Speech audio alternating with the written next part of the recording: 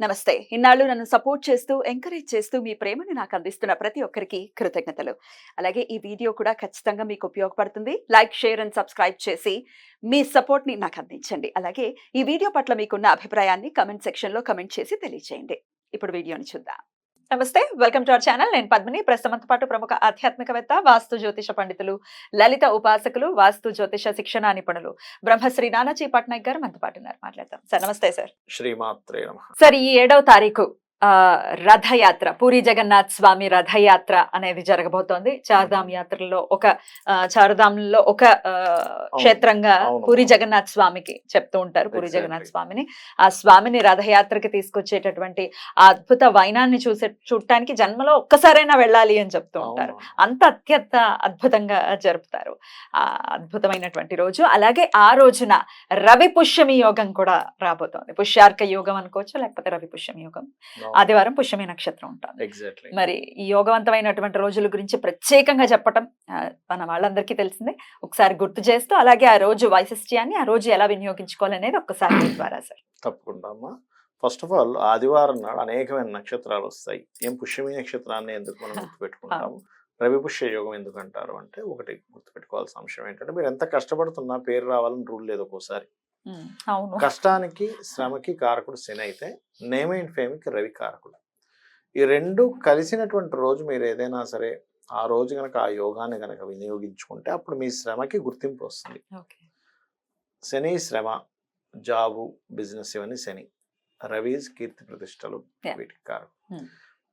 అదేవిధంగా శని కర్మ, రవి అనేటువంటిది మీ యొక్క కర్మ నుంచి బయటపడేసేటువంటి గ్రహం రవి. ఎందుకంటే పంచమాధిపతి అవుతాడు ఆయన, సహజ పంచమాధిపతి అవుతాడు కాబట్టి. ఈ రెండు కలిసినప్పుడు అయితే ఈ రవి పుష్యమి ఆదివారం నాడు వచ్చేటువంటి పుష్యమి నక్షత్రానికి ఈ రోజు కనుక ఎవరైనా కానీ నవగ్రహాలలో శని రవి గ్రహాల దగ్గర దీపారాధన చేయడం ఒకటి. రెండవది, ఆ రోజు సగ్గు బియ్యంతో తయారు చేసినటువంటి పాయసాన్ని సూర్య భగవానుడికి సమర్పించడము, మరియు బెల్లముతో చేసినటువంటి పదార్థాన్ని అమ్మవారికి సమర్పించడము, గోవుకి బెల్లం తినిపించడం.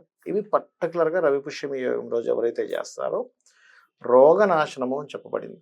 అంటే మీకు ఏదైనా హెల్త్ ఇష్యూస్ ఉన్నాయి, క్లియర్ అవుతుంది. రెండవది ఏంటంటే, ఒక్కోసారి చూడండి, కొంతమంది జీవితాల్లో బానిసత్వంలో అయిపోతుంది వాళ్ళ లైఫ్. ఏదో ఒక జాబ్ చేస్తున్నామంటే అక్కడి నుంచి బయట రాలేము, పరిస్థితి ఒక రకంగా ఉంది. బానిసత్వం నుంచి బయటపడేస్తారట. అంటే ఏంటి, ఇదేదో ఇది రాజుల కాలం కాదు కదండి, ఎవరి దగ్గర ఎవరు బానిస కాదు కదా అనిపిస్తుంది. కానీ ఒక్కోసారి ఏమవుతుందంటే, మీరు గమనించండి, అప్పుల పాలైపోయి మనిషి ఒక బానిసలాగా అయిపోతుంది వాళ్ళ లైఫ్. ఎంతసేపు ఆ డబ్బులు తీసుకెళ్ళి వాడికి కట్టడానికి అయిపోతుంది, బానిసత్వమే కాదు, అట్లా అయిపోతుంది పరిస్థితి. కాబట్టి అటువంటి దోషాలు పోగొడుతుంది. అదేవిధంగా శని కర్మకారకుడు, ఉద్యోగానికి కారకుడు కదా. ఉద్యోగంలో ప్రమోషన్స్ రావట్లేదు, లేదా ఉద్యోగంలో ఎదగలేకపోతున్నాం, అసలు ఉద్యోగమే రావటం లేదు. ఈ రోజు కనుక ఎవరైనా లలితా సహస్రనామాల్లో ఓం మాణిక్య మకుటాకార జానుద్వై విరాజితాయై నమః అనేటువంటి నామస్మరణ గనక ఎవరైతే చేస్తారో వాళ్ళకి ఖచ్చితంగా ఉద్యోగ అవకాశాలు వస్తాయి. అదేవిధంగా ఉద్యోగమే కాకుండా ప్రమోషన్స్ కూడా వచ్చేటువంటి ఛాన్సెస్ ఉంటుంది. ఎవరి జన్మ జాతక చక్రంలో అయిన వాళ్ళ పర్సనల్ చార్ట్లో కనుక శని భగవానుడి స్థితి పాడైంది, లేదా రవి స్థితి పాడైంది, ఆ రెండు కలిసి ఉంటే ఒక్కోసారి కుజుడు, కేతువు, ఇంకో రాహువు కలిసి ఉంటారు కొంతమంది. అంటే ఏంటి, శని రవి రాహు కలిసి ఉంటారు.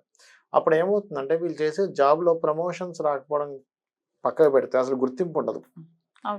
అలాంటి దోషాలు ఎవరికైనా ఉన్నా కూడా ఈ రవి పుష్యమి యోగం నాడు గనక శని రవి గ్రహాల దగ్గర దీపారాధన చేయడం, నేను ఇందా చెప్పినట్టుగా గోవులకి బెల్లము, గోధుమ రవ్వ తినిపించడము, లలిత అమ్మవారి యొక్క స్తోత్రాలు, సూర్యనారాయణ యొక్క మూర్తిని చూస్తూ గనక చేసినట్లయితే ఈ దోషం నుంచి ఖచ్చితంగా వీళ్ళు బయటపడతారు.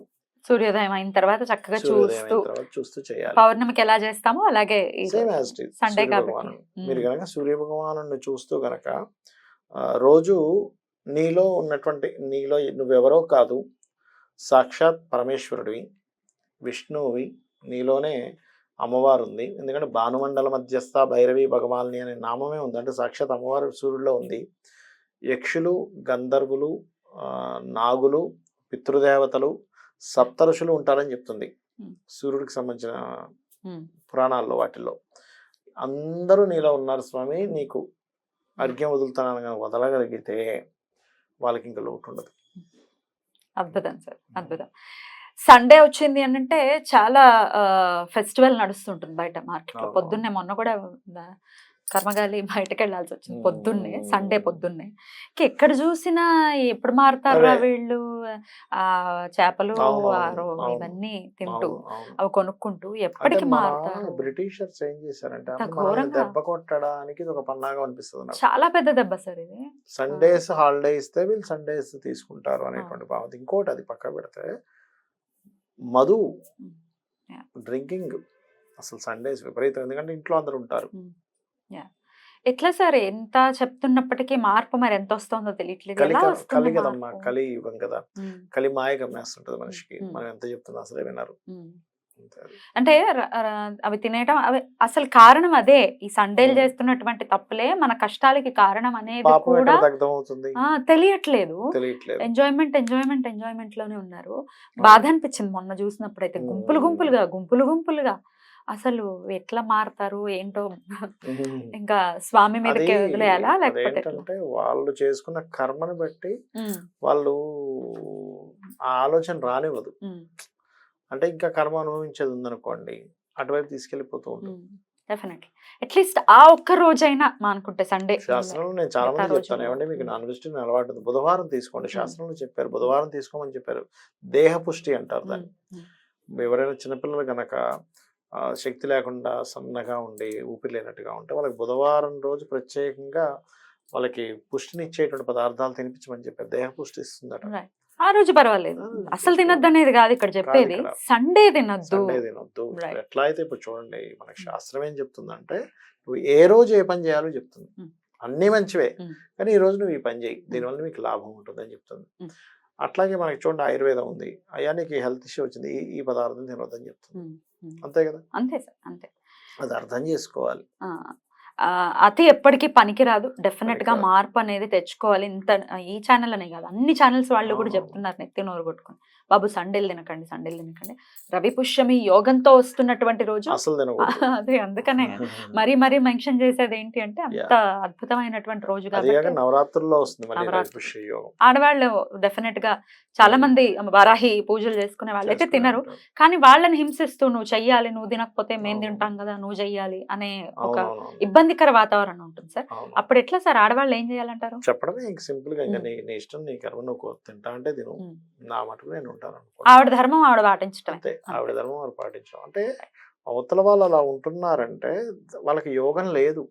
ఇప్పుడు చాలా మంది అంటుంటారు, నాకు తెలిసిన వాళ్ళు కూడా, నేను దేవుణ్ణి నమ్మను అది ఇదని ఒకటే అనుకుంటా. ఓహో ఏం చేస్తాంలే, యోగం లేదు. యోగం లేనప్పుడు నువ్వు నమ్మడం దానికి నేను ఆశ్చర్యపోవాల్సిన పని లేదు. దానికి ఆశ్చర్యం ఏం లేదు. నీకు యోగం లేదు, నేనేం చేస్తాను?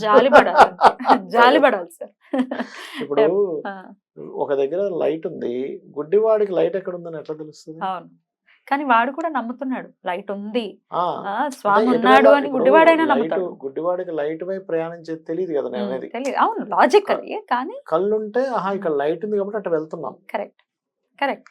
లాజికల్ గా ఆలోచిస్తే గుడ్డివాళ్ళు కూడా నమ్మేవాళ్ళు ఉన్నారు సార్. అందులో కూడా స్వామి ఉన్నాడు అనే నమ్మేవాళ్ళు అనేది గుడ్డివాడు నమ్మట్లేదని కాదు. అవును, నాకు అర్థమైంది. భగవంతుని నమ్మట్లేదని. రవి పుష్యమి యోగం రోజున ఏం చేసుకోవచ్చు, ఎట్లా వినియోగించుకోవచ్చు ఆ రోజు అనేది చాలా అద్భుతంగా వివరించారు సార్. కృతజ్ఞతలు. శ్రీమాత్రే నమః.